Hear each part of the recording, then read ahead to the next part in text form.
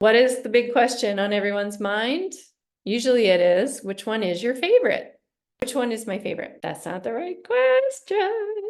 What is the right question? What is the test cluster that answers the question you need to have answered for your body? Because there's no single test that can diagnose mold-related illness.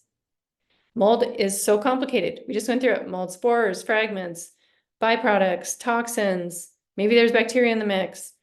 It can affect your immune system, your excretion, your toxicity, your allergy. There's no way to tell from one single test. So I find that the clusters of labs are more helpful. This is a more responsible way to test for mold-related illness because you can be affected through all those different ways.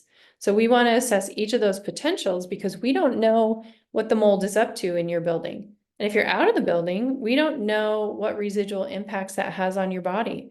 So these are the questions that I see most people trying to answer. And we can actually use certain clusters of these labs to answer these questions. So here are the questions. Do I have a fungal infection?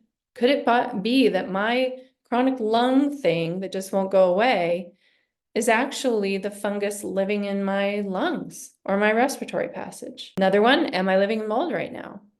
Another one, is my treatment plan working?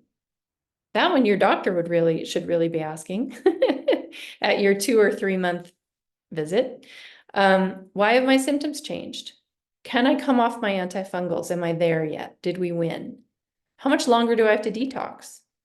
Is my body still reacting to mold and mycotoxins? So what I would love to know in our group share, take a gander at this, take a screenshot, maybe grab your phone and take a picture. So you have the list of questions. What is the question on your mind? So it's really critical that you identify what is the question you're really trying to answer, because that's going to change the cluster.